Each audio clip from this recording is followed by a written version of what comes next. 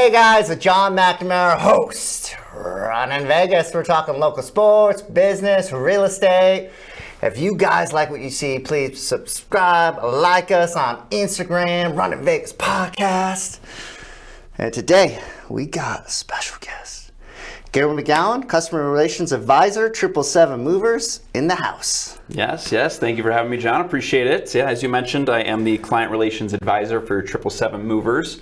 We are the largest family-owned and operated moving company here in the state of Nevada. Oh. And I was brought on board specifically to cater to the real estate realm since I have a background in real estate. So any of you realtors out there, you need a mover, I'm your guy. That's your guy. Great communication right here. Before we get into that, I kind of want to know a little about you, what's your background, where you're from, kind of let's know the audience at home, a little bit more about you. Yeah, most definitely. So born and raised just south of Detroit in Monroe, Michigan. Moved out here towards the end of 2018. Was in real estate back in Michigan. Took my business out here to Las Vegas. Was in it for 7 years full time. Oh, wow. Really loved what I was doing, but not quite to the fullest potential. And transitioned into the moving company. And then I'm also a sommelier, and that is my true passion. So moving by day and wine by night. That's me. I love it. That sounds fun. Cool. I didn't know you were in real estate before. So I'm sure you learned a lot of good skills from real estate. How did that translate into this industry of 777, the moving company? Yeah, I think that's really what is the difference maker for me and what I do and the services I provide to the agents I work with is that I'm able to empathize with them. I was in their shoes for 7 years. I know what and they would want from a vendor. And really, at the end of the day, it's just to take care of their people. But to be able to have that trust with the vendor is super, super important. Yeah. It's their reputation on the line as well. So I really strive and I'm happy to be that person. Now that I know what it was like to want that person, I get to be that person now. Right. Well, that's great. Yeah, and I appreciate it because, as you know, being in the industry, as a real estate agent, we kind of get blamed for everything. So yep. If the moving goes bad, the loan goes bad, the title, it kind of comes back on the agent. So one thing I like about you is you're very active on your phone, you're easy to get a hold of. That makes a big difference in the moving process. Most definitely. That still bugs me to this day, the agents that don't pick up their phones. It's still a thing. Pick up your phone. It's gotten worse. It's crazy, but it's actually gotten worse. So cool. So how did you get into the industry? Yeah, so the last 5 years I was in the business of real estate out here in Vegas. I was working under my best friend and mentor, Nick Lehman, and he was really good friends with the owners of our company. They both were starting the business around the same time back in 07, 08, and were a part of a networking group. And as I was starting to transition out of the real estate realm, Nick had a happy hour with the owners one day, and he was asking them, what's new, what's happening, what are you looking to do, what are you trying to grow in? And they said, we want every single real estate agent in Las Vegas, when they think of a moving company, we want them to think of 777 Movers. So we want someone who's familiar with the real estate realm, can go out there, let the agents know about our industry because it's a very underserved industry, and we can definitely get into that. I'd love to share some thoughts on that. But he was like, oh my gosh, I have the perfect guy for you. So that's how I became to where I am today with the moving company. Oh, that's great. Yeah. Okay. And what would separate 777 from other moving companies? Because there's a lot out there. So yeah, so I love our origin story. So our owners, Israeli brothers, they came here to the States. They started working for a large moving company. I won't say any names. But after 8 months, they realized this is crazy how these customers are being treated. We could probably start this on our own if we just treat the customers well. Yeah. We could probably be successful, and that's exactly what they did. They went out and bought a truck. They were the movers. Their father and sister were working in the back office, being dispatched, all that good stuff. And now we're up to 4 hubs across the country, 150 plus employees, and continuing to grow. So I think that really just shines and shows, from the very beginning what we stand for and what we do, and it's paid off. That's great. Yeah, because just like agents, moving companies don't have the best reputation. So, and what makes you great is you're amazing at communication. But so what are some of those miscommunication? I'm sure those are probably things that you have to overcome when you're trying to get a job, right? So tell us a little about about that. Just some things that are very unknown within the moving industry. So really the only thing we have governing our laws per se is the DOT, Department of Transportation. and they can be very finicky and kind of out of the picture a lot. So you have two different entities in the moving industry. You have a certified carrier and you have a broker. Okay. 9 times out of 10, those nightmare stories you hear about, they come from brokers. So we at 777, we're a certified carrier. What does that mean? We own all of our assets, all of the trucks, all of the movers, all of the office people. They're our employees. You're dealing with one company from start to finish. Whereas a broker could be your uncle down in Florida, which is typically, if you look them up online, their address will be under Florida because that's where the laws are most lenient. Okay. They'll take a call. They'll book your move for a super low price without even really knowing what you're going to be moving. And then they're essentially selling that move to the highest bidder. So now that customer has to deal with different truckers. Those truckers then have to go out and find movers who might not properly be trained in the industry. And there's just just the contracts are not fully in depth, not explaining a lot, so it leaves it very open-ended, and that's where you typically hear the nightmare stories. So it's super, super important. Deal only with certified carriers when it comes to the moving industry. Okay, that's good to know. Yep. Did not know that as well. So good information today. So what are the biggest challenges that you and the company kind of go through with the moving process?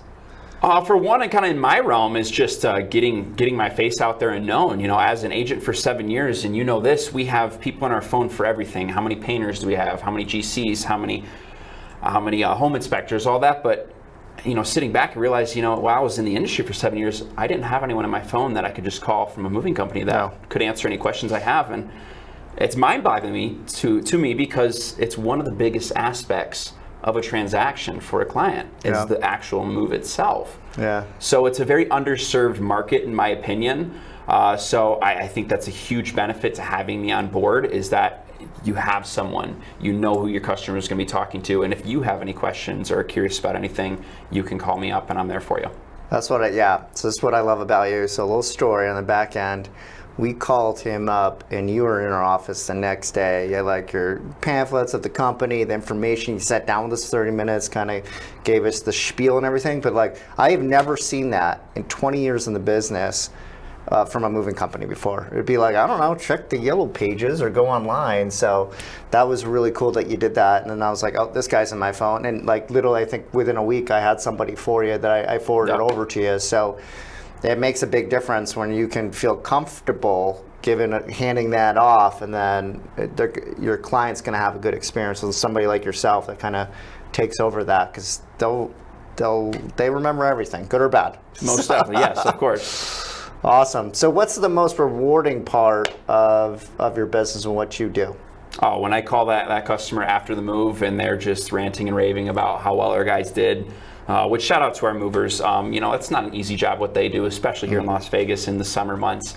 But the majority of our guys have been with us since day one, which I think speaks volume to, you know, how our owners handle the company and handle our employees as well. They take great care of them. Our guys love what they do. They love seeing the smiles on the customer's face at the end of the move. And just, you know, at the beginning, you know, tensions are high, the stress is there. Moving is not fun. They put it up there with, you know, divorce and loss of a loved one as your most stressful time in life. So it's rewarding to be a part of, you know, a positive part of that and take that stress off of people's shoulders. Awesome. And what does the logistics of the move actually look like?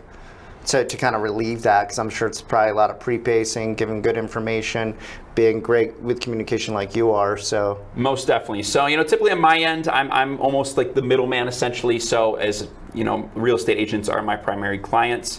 They're introducing their client to me, whether through it's a group text, group call, or email, and then I reach out to them, kind of just introduce myself, tell a little bit about the company, and then I'll send that over to our specialists. We have direct specialists that are either for long distance moves or local moves, and they are going to go super in depth and answer any questions that the customer may have.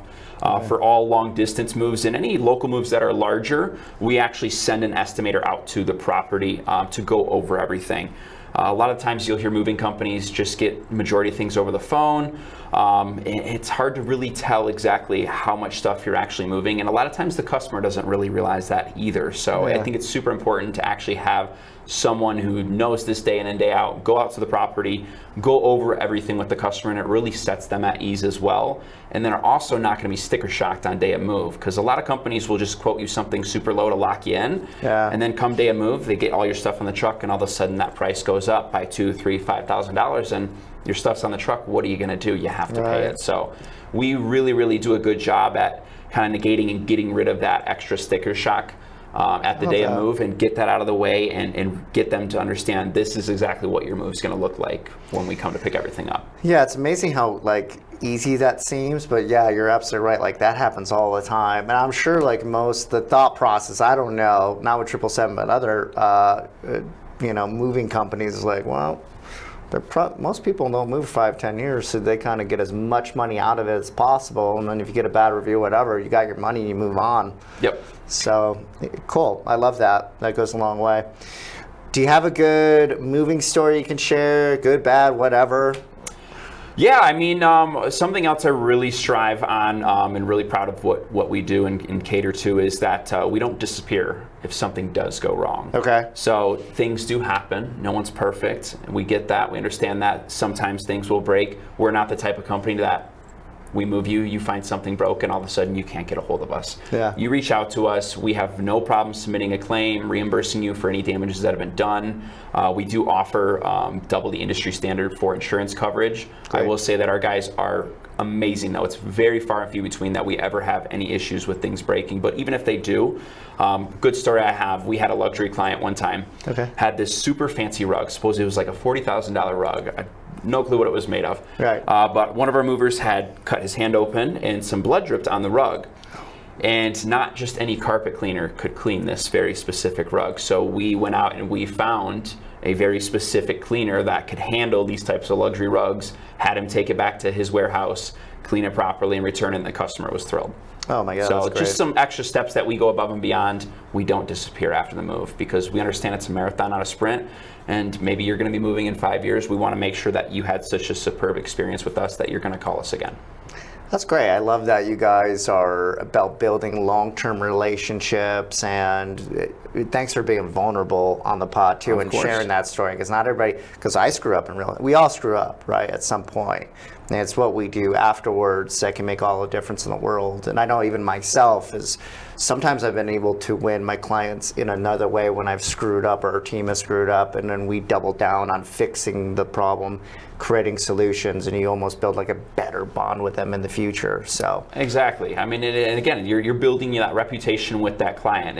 I truly believe how you do anything is how you do everything, and word travels fast. The Vegas is the smallest big town I've ever witnessed. Everyone knows everyone, and people hear stories all the time. So we want to make sure that even if we do for some reason mess up, that we're making up for it. We're fixing the issue. That way you're left satisfied. Awesome. Yeah. So what do you do? Because you're kind of front and center, right? Like with us, you met us right away, which I love. So how do you get yourself out there to get business for 777? Yeah, so basically I'm going to events, offices all the time, sponsoring lunches, things like that, just getting in front of these agents to mainly, honestly, just educate them. Because like I said, a lot of agents don't realize everything that happens within the moving industry, and it's the biggest part of the transaction most of the time. Yeah. So I think it's super important, and I have so much fun educating people on that aspect too. I love seeing those kind of like aha moments, especially with agents who've been in the business a long time. And when you've been in the business a long time, you know a lot of those small niche things that most people wouldn't expect you to know, but you just kind of gain that knowledge over time. So it's fun, giving a nugget or two here or there that they didn't know in the past. I like definitely teaching is one of my favorite things to do. So educating, but yeah, just getting in front of the agents. Every single move that an agent sends me, they're getting a gift from me afterwards. So I'm seeing them in the office quite a bit. And I also like to keep it open-minded, because I was an agent, I want to know, or I like to think outside of the box. What do you as an agent, what are you looking for out of a vendor? Is there something, beyond the surface level that I could provide and help you out? Let's both eat together. Let's make it a win-win situation. There's plenty enough room for all of us to be successful in the real estate world, so let's do it together. Yeah, I love that. And you go on pods, which I like too. Yeah, so I appreciate you being on. But yeah, I think for me, especially with vendors, because you definitely feel like you're getting sold a lot. it's that relation building and taking the time, and you did a really good job with us, sitting down with us, belly to belly, having a conversation, being vulnerable, being honest. That just means the world to me, and that's where I'm like, okay, I like this guy. We'll give him a shot, and then you excel, obviously. So thank you, appreciate you. I appreciate that. So, what's next for 777 Movers? Like, what's the future? Like, obviously, you guys are expanding. You guys are doing a really great job. Like, what's the future look like for you guys? Yeah, so I mean, as I mentioned, we do have hubs throughout the country. So we're in Seattle, Dallas, Waco area, and then Columbus, Ohio as well. So always on the horizon, we're looking to expand, of course. Personally, for what I'm trying to get out of it, I really, really want to get more into the commercial end of things. Find those large companies, especially it's a hot spot here in Vegas. We do have more of those industrial or office spaces that are moving here, companies.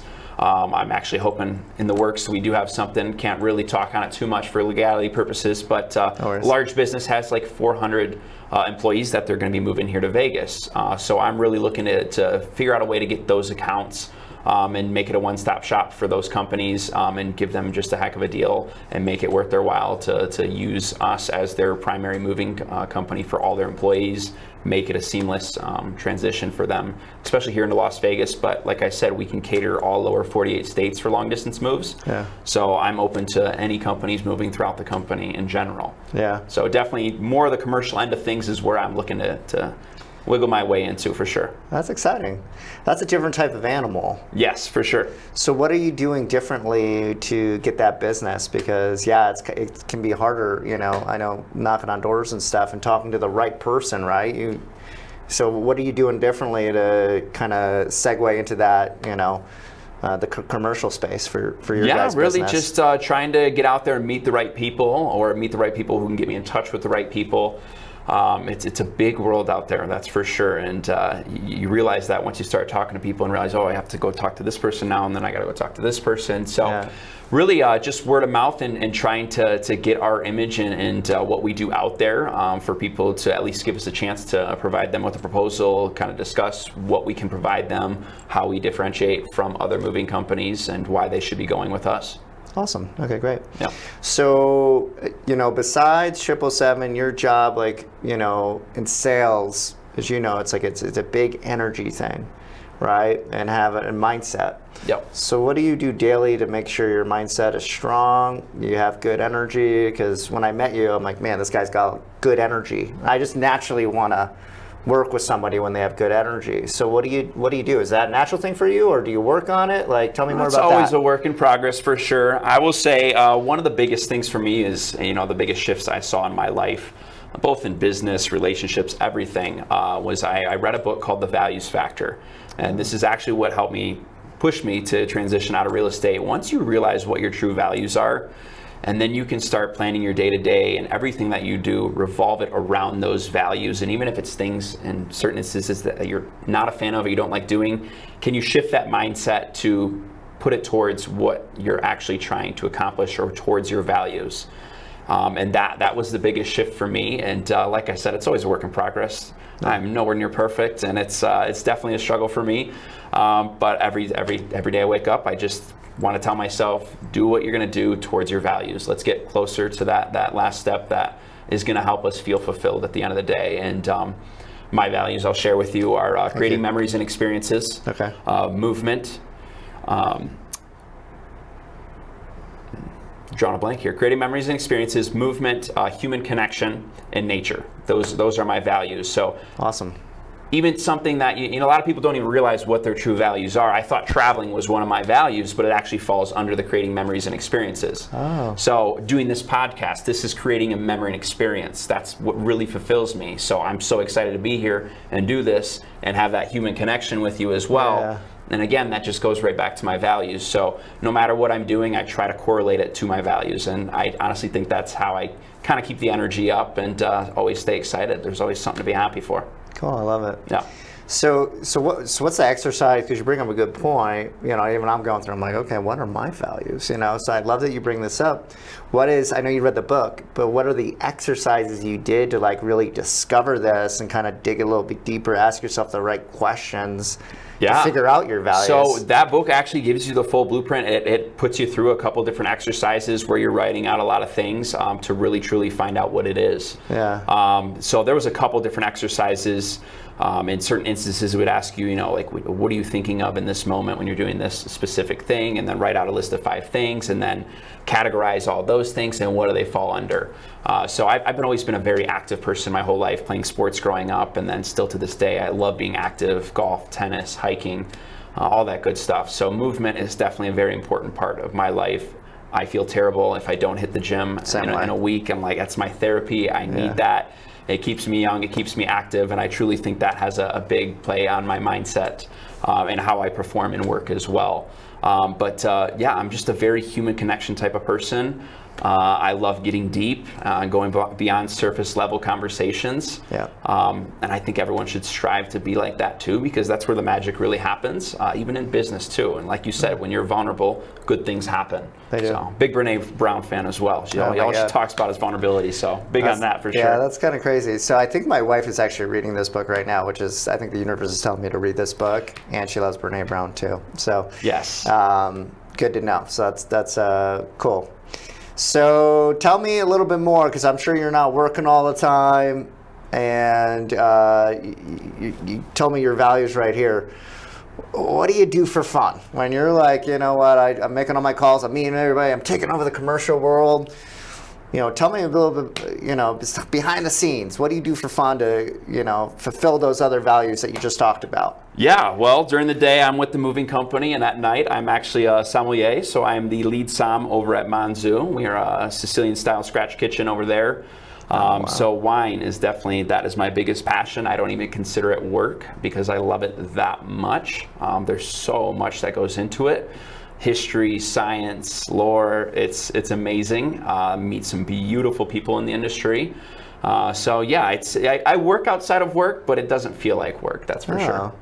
That's cool. Can you dive a little bit more? Because I'm going to be honest with you, I don't know anything really about wine. I would love for you to tell me a little bit more about it, or maybe some things that, for me, like a novice of wine, if anything you could recommend, or a book, or just get out there and try them. Be open-minded. Don't get stuck in a rut of only sipping on one specific wine. Be open. If you go to a restaurant and they have a som there, utilize them. That's what they're there for. Ask them questions. Pick their brains. Okay. But just try more wines. I mean, it's a beautiful, beautiful industry. I mentioned to you before the podcast last year, I went to Greece. I visited one of the wineries at an old wine bar that I used to work at. We carried one of their wines. I reached out to them. Everyone in the industry is so just loving, caring, and open arms. I went over there and I had a one-on-one with the owner for 4.5 hours. Oh. And he shared stories with me. We got to try about 20 different wines, walk through the vineyards, and I left there and I was crying tears of joy because it's just such a beautiful, beautiful thing to be a part of. I mean, it's been around for a very long time. Yeah. And like I said, the history and the science that's involved with it as well, and the amount of love that gets put into this product that we all get to enjoy and a lot of people just take for granted. It's a beautiful thing, so I love sharing that knowledge with people. That's awesome. Okay, well, I'm going to pick your brain because I need to work on that and learn more. So how did that come where you fell in love with that part of your life? Around the same time that I was thinking about getting out of real estate, I lost my taste and smell for 18 months due to COVID. Oh, wow. And as soon as I got that back, around that same time, I was going through a pretty nasty breakup. And first time being single in Las Vegas, I found myself utilizing my extra time unwisely, going out, spending money, partying. I was like, you know what, I need to do something worth of value with my extra time. I can't go down this path because I know it's a dangerous city to do that in. So let me go out, let me try to find a part-time night gig or something. And now that I have my senses back, I would really like to do something that revolves around my senses because I have this newfound appreciation for them. You know, you don't appreciate what you have until it's gone. And I never thought I'd get it back. And so when I got it back, I was like, I really want to do something that revolves around my senses. And wine was kind of the first thing that clicked, and was kind of just applying to a bunch of different places. And shout out to Kat Thomas over at Ada's. She gave me a shot, and I was there for 2 years. And with her assistance and her passion for the wine, I just absolutely fell in love with it. Oh, wow. And yeah, I'm going for my certified exam on June 25th this year. So Wow. keep trying to level up and just increase that knowledge of mine and share the love I have for it with everyone else that comes through our doors. Love that. Congrats. That's exciting. Thank you. Did your senses change at all, or just you got like more in tune with yourself? When you I were would going definitely through say that? more in tune. Okay. Yeah, I mean, thankfully, like there was only two things that tasted kind of off for me. It was I guess three, but it was like ranch, sour cream, and Dr. Pepper. Which, coming from the Midwest, we put ranch on everything, so that was pretty hard. But it's pretty much gotten back. I've just trained myself to eat a lot. At work, I'll take a sip of Dr. Pepper every day to just kind of get that back, and it's pretty much there. But I do feel like they have been heightened since I got them back, for sure. Okay. Whether they're actually heightened or I'm just paying attention to them more, who knows? But I'm enjoying it. Cool. And you said you're from the Midwest, Detroit, so that must have been a really big move to come out to Las Vegas. So, tell us a little bit more about that, because I've had when I first moved here, everybody in the Midwest like hated Vegas. They thought everybody was like stuck up, mean, and I'm coming from New York where everybody's just kind of mean. So I thought everybody was nice here. Yep. But how was that for you? Because you seem like you're talking about before we got on the pod, we were talking a little about Vegas. And tell me more about that, what you like about Vegas, the transition from Detroit to Vegas. I would like to hear more about that. Yeah, most definitely. So I was about 30 minutes south of Detroit from a very small town. And I felt like I was boxed in a bit. I didn't feel like there was a lot of room for growth there.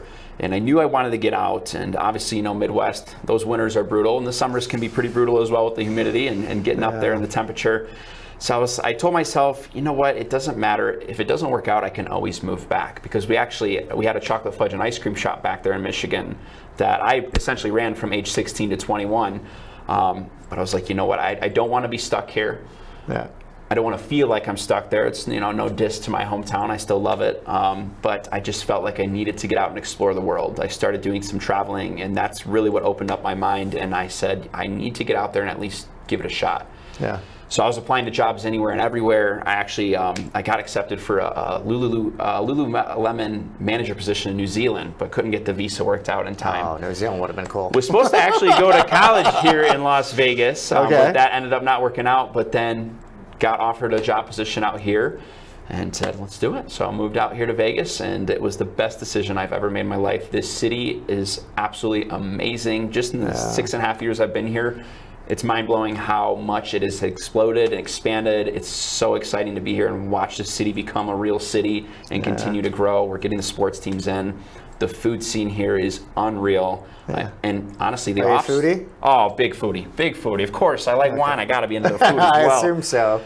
You have any good restaurants that you most definitely. share I mean, the pod? obviously, shout out to Manzu and Ada's. Those are my true homes right there. Definitely got to visit those. Esther's Kitchen, which is a part of Ada's sister restaurant. Anima, love Anima by EDO. Excellent spot as well. Ferraro's, love them. They're always hosting some great classes there. Nataya's Secret Kitchen, amazing Thai food. Man. There's so many. I could be here all write day this talking down. just about the restaurants here in Vegas. Spear and Wolf. I mean, they're amazing. And honestly, the service and the experience that you get off strip nowadays, I really see this shift happening. Yeah. It's so much worth it. Like compared to the strip, you don't have to worry about dealing with all the craziness down there, the prices. Yeah. The off strip scene right now in the food industry here in Las Vegas is exploding, and I am absolutely here for it. I absolutely love it. The people that are in the industry, they truly care about it. They want to bring this experience to this city as it continues to grow. And it's an exciting part to be a part of. Yeah. For sure. We get spoiled here because it's all the time. Like I'll go to Utah, wherever, right? California. And the service just kind of sucks everywhere, so. We are spoiled here, that is for sure. We are, but yeah, and I love just hearing other people because I love Vegas. And we have similar stories, not exactly the same, but coming from upstate New York, not the city. I'm from Albany, New York. It's a small city, tri-city area. And just having the sun and just talking about it sounds like our values are actually very much aligned. Love nature, movement, going on walks. That's one thing I love about Vegas. You can go on trails, you can hike. There's just so many amazing things to do. And you know, so many close places. You're 4 hours away from everything. Exactly. Yep. With nature being, one of my values, it is. There's so many beautiful hikes around the whole valley here in itself. But yeah, you're 4 hours from the beach, 4 hours from the big mountains. It's perfect. Awesome. Well, hey man, we're running out of time here. Thank you so much for being on. I really appreciate you. If you guys are looking for a move here in the future, hit this man up. Gabriel, appreciate you. Guys, this is Ron in Vegas. Take care of yourselves today.